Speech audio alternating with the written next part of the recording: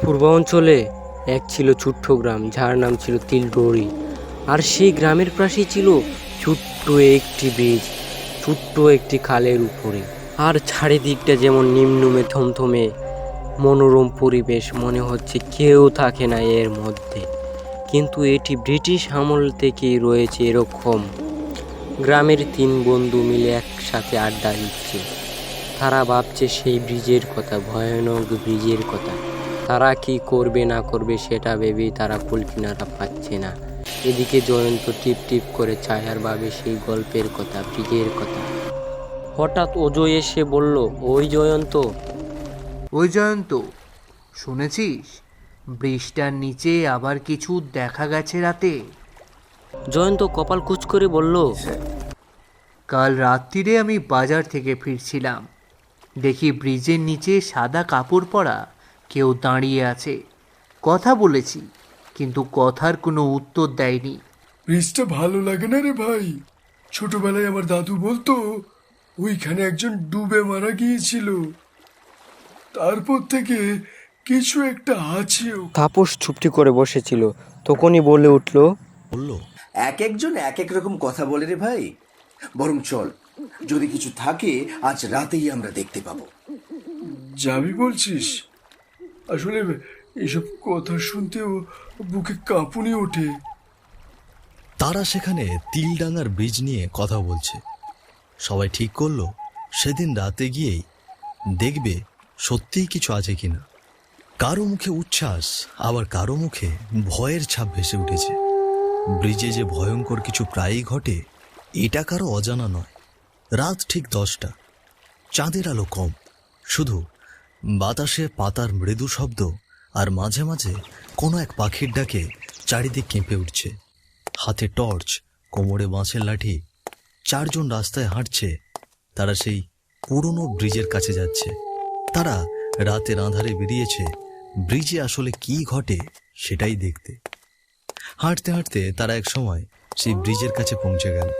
ইটের ব্রিজের কাছে গিয়ে পৌঁছতে মিনিট 10 সময় লাগলো তাদের। খালের পাশটা একেবারে নির্জন। দিনের বেলায় লোক চলাচল থাকলেও রাত নামলেই একেবারে থমথমে হয়ে যায়। সবাই ব্রিজের মাঝখানে দাঁড়িয়ে দেখছে চারিদিক, একেবারে নীরব। তবে রাতের পাখিরা যেন কিছু বলতে চাইছে। জয়ন্ত বলল, নিচে নামবি কেউ? কিছুক্ষণ সবাই চুপ। তারপর তাপস সাহস করে বলল, এই আমি নামি। জয়ন্ত, তুই টর্চটা ধর। তাপস ধীরে ধীরে সেই ব্রিজের নিচে নামল, কিন্তু কিছু দেখা গেল না। সামনের দিকে শুধুই স্যাঁত স্যাঁতে গন্ধ, জলের নিচে মাছের চলাফেরা তার টর্চের হালকা আলোয় দেখা যাচ্ছে। মাঝে মাঝে কাদায় পা ডুবে যাচ্ছে। সরু খাল একেবারে তিলডাঙ্গা নদীর মোহনায় গিয়ে মিশেছে। তাপস সেই টর্চের আলোয় কিছু খুঁজছে, কিন্তু কালো জলের মধ্যে তার কিছুই চোখে ধরা পড়ল না। কিছুক্ষণ পর আচমকা হঠাৎ এক চিৎকার ভেসে এলো। আমার পা যেন কেউ টেনে ধরেছে, আমাকে ধরে বাঁচা, আমি যে নড়তেও পারছি না। সবাই তাপসের চিৎকার শুনে দৌড়ে তার কাছে গেল। তারা কান পেতে যেন শুনতে পেল দূর থেকে কেউ ফিসফিস করছে, যেন গলা ভেসে আসছে জলের দিক থেকে। সবাই টর্চ ফেলে খালের দিকে তাকালো। কিছুক্ষণ স্থির, তারপর হঠাৎ করে জল যেন নড়ে উঠল। সাদা কিছু একটা এক ঝলকেই চোখের সামনে দিয়ে চলে গেল। তাপস আবার চেঁচিয়ে উঠল, ওরে বাবা, ওটা কি? আমাকে ধরে বাঁচা। তাপসের অমন চিৎকারে সবাই দিশাহারা হয়ে তাকে হাত ধরে বাঁচানোর চেষ্টা করছে। কিন্তু তারা খেয়াল করে দেখল জলের ভেতর থেকে একটা হাত উঠে আসছে, যেন সেই হাত তাদের হাতের মুঠোয় পুড়ে নেবে। জয়ন্ত আরও জোরে টেনে ধরল তাপসকে। কোনো রকমে তাপসকে টেনে তুলল খালের পাড়ে। সেই ব্রিজের ওপরে উঠে হাঁপাতে লাগলো। ব্রিজের ওপর থেকে নিচে তাকিয়ে দেখল সেই হাতটা আর নেই, তবে খালের জলে এক টুকরো সাদা কাপড়, যেন কারো লাশ ভাসছে। তারা কেউ আর সেখানে দেরি না করে তড়িঘড়ি করে চলে গেল। তারা বুঝতে পারল আজ কোনো রকমে তাদের জীবন বাঁচল। গ্রামের লোকজন ভুল কিছু বলেন, এই ব্রিজে নিশ্চয়ই কিছু আছে। ভয়ের ছাপ মুখে নিয়ে তারা অন্ধকারে ডুবে গেল, আর পেছনে পড়ে রইল সেই অভিশপ্ত ব্রিজ। ফাল্গুন মাসের একটা মিষ্টি সকাল। বাতাসে কোনো গাম্ভীর্য নেই, কিন্তু হালকা শিশিরের গন্ধ এখনো ঘাসে আলতো করে জমে আছে। সূর্যটা উঠেছে বেশ কিছুক্ষণ, কিন্তু গায়ে ছুলে সে আলো এখনো উষ্ণ হয়নি। গ্রাম জাগছে ধীরে ধীরে। কেউ গরু হাঁকাচ্ছে, কেউ কুয়োতলা থেকে জল তুলছে, আর কেউ কেউ হেঁটে যাচ্ছে বাজারের দিকে। জয়ন্ত আর বিহারী চা নিয়ে বসেছে গ্রামের একমাত্র পুরনো চায়ের দোকানে। দোকানটা সিমেন্টের তৈরি ছোট্ট ঘর, সামনে বাঁশের বেঞ্চ পাতা, একপাশে কয়লার চুল্লি জ্বলছে, আর তার উপরে বড় একটা কেটলি ফুটছে ঘুরঘুর করে। দোকান চালায় লালচাঁদ, 50-এর মতো বয়স। চিরকাল এই দোকানেই চা বানিয়ে যাচ্ছে। লালচাঁদ কেটলির ঢাকনা খুলে চা ঢালতে ঢালতে বলল, রাত্রিরে শুনলাম তোরা ব্রিজের দিকে গিয়েছিলি, তা তোরা সেখানে কিছু পেয়েছিস? সেই ব্রিজে তো আর কম কিছু ঘটেনি এর আগে। তোমাকে কে বললো খুড়ো আমরা সেখানে গেছিলাম?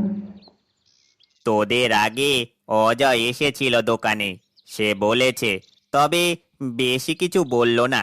আমিও আর কিছু জিজ্ঞেস করিনি। আর কিছু বলো না খুড়ো, একেবারে ভয়ানক ব্যাপার। ব্রিজের নিচে কিছু একটা নড়ছিল চোখের সামনে, আমি এখনো বিশ্বাস করতে পারছি না। রাতে ঘুমটাও ভালো হয়নি। বিহারী চুপচাপ বসেছিল। সে যেন তখনও রাতের সেই কালো জলের নিচ থেকে ভেসে ওঠা ওই কালো হাতটার কথা ভুলতে পারছে না। লালচাঁদ ভ্রু কুঁচকে ভয়ের ভঙ্গিতে বলল, ব্রিজের নিচে ওই খালের পানিতে? ওরে বাবা, আগেই তোদের না করেছি ওখানে, কেউ রাতে যাস না। আমরা জানতাম না খুড়ো, আমরা কথাগুলো বিশ্বাস করতে পারিনি বলে গিয়েছিলাম, কিন্তু গিয়ে যা দেখেছি সারা রাতেও আমি ভুলতে পারছি না। তা কি দেখতে পেয়েছিস সেটা তো এখনো শুনতে পেলুম না। জয়ন্ত কিছু বলতে যাবে এমন সময় লাঠি হাতে একজন লোক দোকানে এসে দাঁড়ালো। তার বয়স 60-এর মাঝামাঝি হবে। ধূলি ধূসর পাঞ্জাবি, চোখে মোটা ফ্রেমের চশমা। কারো চেনা মনে হলো না। লোকটিকে দেখে লালচাঁদ গলা উঁচিয়ে বলল, এই যে নতুন মুখ মনে হয়, কোথা থেকে আসছেন দাদা? লোকটা হেসে বলল, আমি বসন্ত, পাশের হাটগ্রামে থাকি। আগেও অনেকবার এখানে এসেছি, শুধু তোমরা চিনতে পারোনি। আস্তে আস্তে শুনতে পেলুম তোমরা ওই গ্রামের সরু খালটার ওপরে যে ব্রিজটা আছে সেইটা নিয়ে তোমরা কথা বলছো। সবাই একটু চমকে একটু হকচকিয়ে উঠল। লোকটা খুব ঠান্ডা গলার, কিন্তু চোখে একরকম অদ্ভুত স্থিরতা। উনি বলছেন এসেছেন এর আগে তিলডাঙায়, তবে কেউ ঠাউর করতে পারল না। ব্রিজের নিচে খালের জল থেকে একটা কালো হাত বের হয়ে এসেছিল গত রাতে। ওরে দেখি একটা সাদা কাপড় ভাসছে জলে। কি ভয়ঙ্কর ব্যাপার, ভাবলে এখনো গায়ে কেমন কাঁটা দিয়ে উঠছে। বসন্ত সবাইকে উপেক্ষা করেই গা এলিয়ে বসল চায়ের বেঞ্চিতে। তারপর ধীরে ধীরে বলল, ওখানে একটা ইতিহাস আছে। সেই ব্রিজটা ইটের তৈরি, অনেক পুরনো। আমিও শুনেছি এক সময় নাকি ওখানে খুন খারাপি হয়েছে।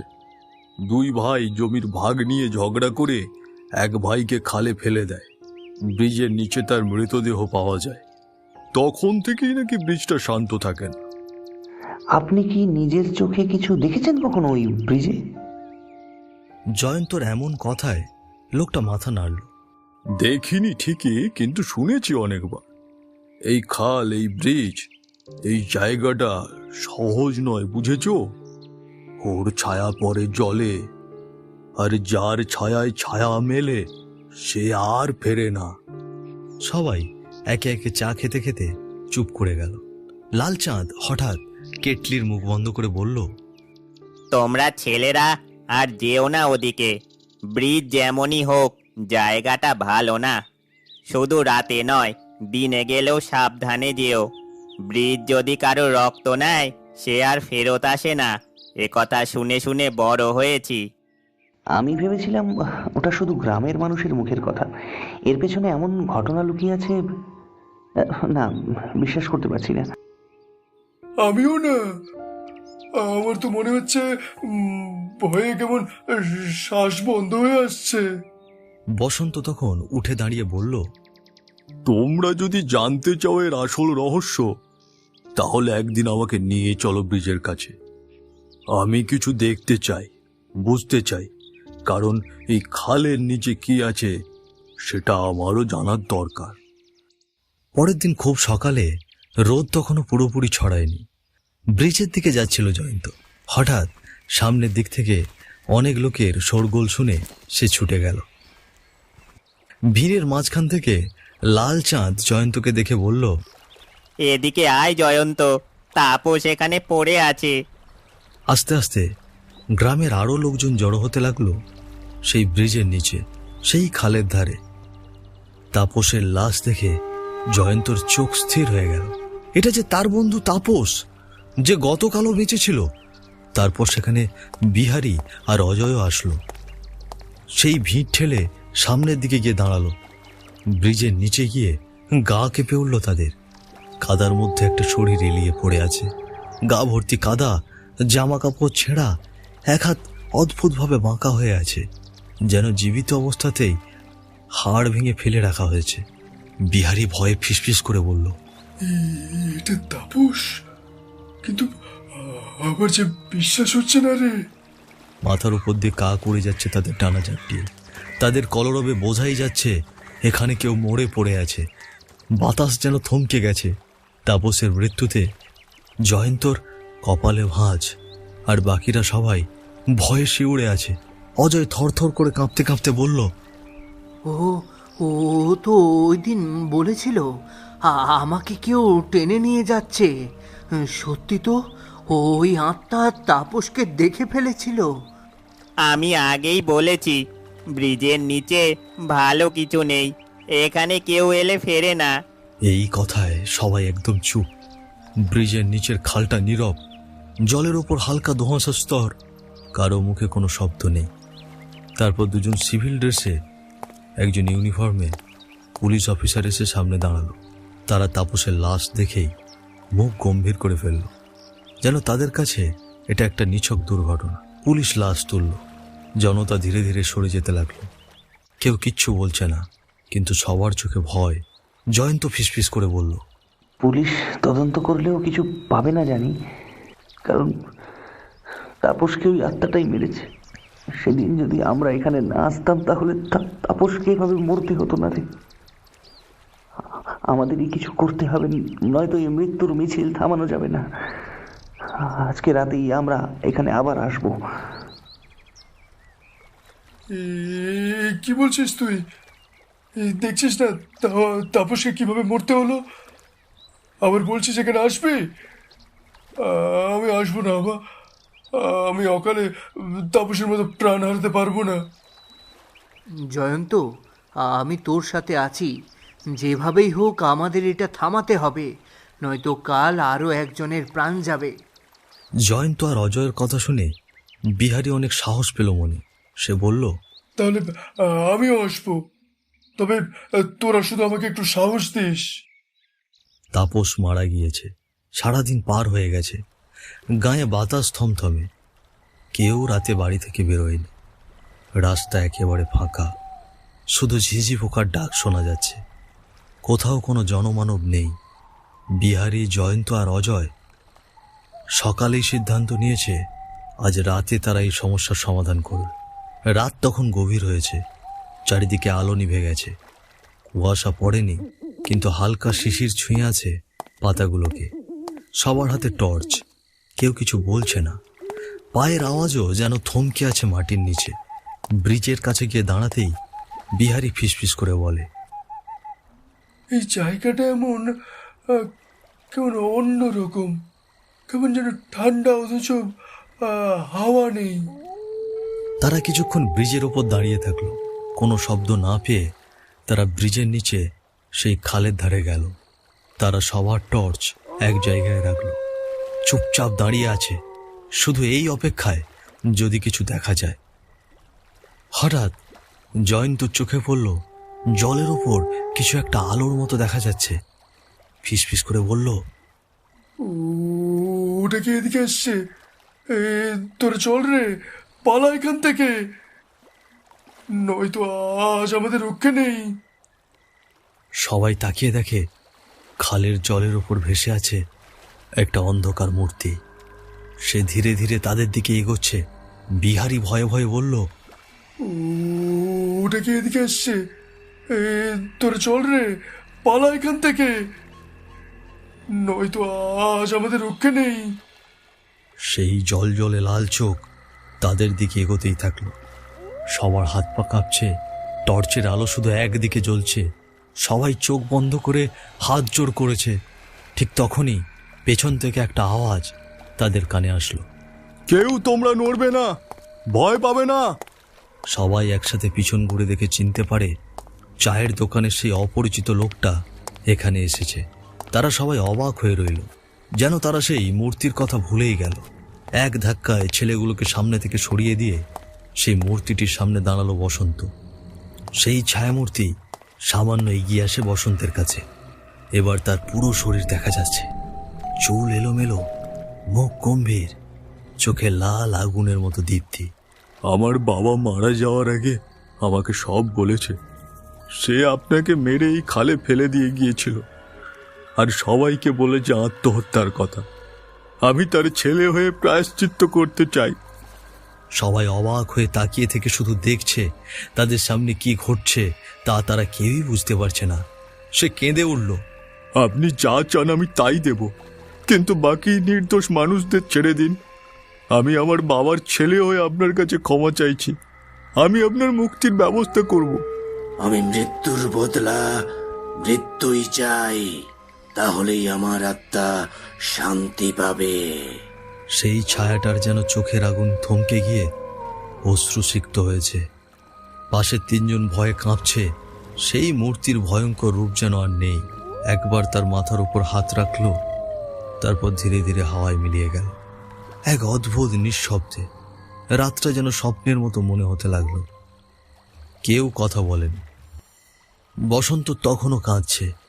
এতক্ষণে জয়ন্ত বলে উঠল, ও চলে গেছে, আপনি উঠুন, যা দরকার ছিল সে পেয়ে গেছে। এতদিনে এই আত্মার শান্তি হয়েছে। সেখান থেকে সবাই চলে যায়। কয়েকদিন পরে বসন্ত বেঁচে ফিরেছিল ঠিকই, কিন্তু সে আর আগের মতো ছিল না। ওর চোখ দুটো যেন শূন্য হয়ে গেছিল। বসন্তর বাড়ির উঠানে সে বসে আছে, মনে মনে বলছে, ও আমাকে ছাড়েনি, ও শুধু সময় দিয়েছে। পুরো গ্রাম বাঁচানোর জন্য ওই আত্মা আমাকেই তার কাছে টেনে নিতে চায়। গ্রামের লোকজন বসন্তর এমন অস্বাভাবিক আচরণ দেখে বলতে শুরু করেছে হয়তো ভয় পেয়ে গিয়েছে। কিন্তু 3 দিন পর ফাল্গুনের এক হালকা বাতাসে সকালে ওর দেহ পাওয়া গেল, ঠিক সেই ব্রিজের নিচে। সেই একই ভঙ্গিতে মুখ থেঁতলানো, শরীরে কাদা, চোখ খোলা। ওই আত্মা যেন ঠিক আগের মৃত্যুর মতোই দেহটাকে রেখে দিয়ে গেছে। জয়ন্ত আর তার বন্ধুরা দেখে বুঝতে পেরেছে সেই ছায়াটি তার প্রতিশোধ নিয়েছে। এবার হয়তো এই ব্রিজ অভিশাপ মুক্ত হয়েছে। বিহারী কাঁপা গলায় বলল, এবার তো বসন্ত খুঁড়েও চলে গেল। এবার নিশ্চয়ই ওই আত্মাটা শান্তি পেয়েছে। ওই আত্মাটা ওই দিন রাতে বলেছিল মৃত্যুর বদলা মৃত্যু। কেউ কিছু বলতে পারল না। বসন্তর লাশ নিয়ে গেল তার বাড়ির লোকজন। পুরো গ্রাম থমকে গিয়েছিল। শুধু একটা কথাই জয়ন্তর মাথায় ঘুরছিল, এটাই শেষ নয়। বহুদিনের আটকে থাকা এক আত্মার শান্তির খোঁজ ছিল এই প্রতিশোধ।